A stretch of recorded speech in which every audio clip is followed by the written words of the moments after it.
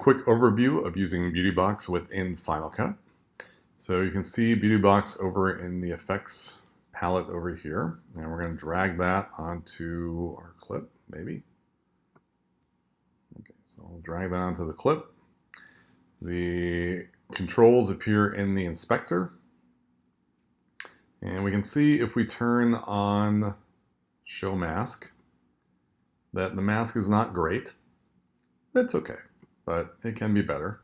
So let's click on Analyze Frame, and this is going to look for the skin tones in the image and create a better mask. And so we're pretty much good to go with that. And now if we take a quick look at the rest of the footage, you can see that the BeautyBox does a pretty good job of masking out the skin tones, which is what we want. White is where the skin tones are, and black is where they're not, with some shades of gray in between. And we'll turn off Show Mask. And if we take a look at our footage here, if we turn this on and off, you can see the difference. You can see she's got a fair amount of skin damage here. And when we turn BeautyBox on, that's mostly resolved. Or at least it's covered up quite a bit. And we can dial in the amount of smoothing that we want. Click on the value there. Click on, maybe dial it down a little bit. Set both of those to 20. And that gives us a pretty good realistic look. Maybe increase the contrast up to 100.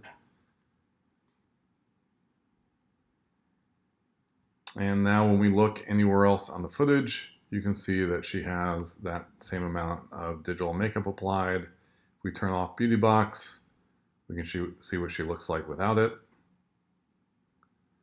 And again, it's designed to be a fairly subtle effect since we're trying to emulate what real makeup looks like.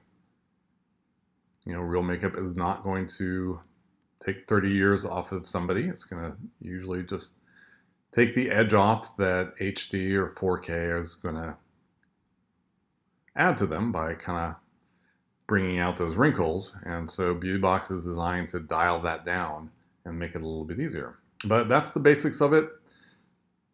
Again, you can take a look at Show Mask, click Analyze Frame to make sure that the skin tones are selected. And then that allows BeautyBox to build an automatic mask that travels along with the footage. And then you can turn off Show Mask to see the finished result. And then dial in exactly what look you want to go for. And then of course you can make other adjustments like hue and saturation or select a preset perhaps. You know, get some crazy funky looks in there if that's what you're going for. But if you just set that to none, then you'll have the basic effect, which is just a layer of digital makeup. Hopefully that helps.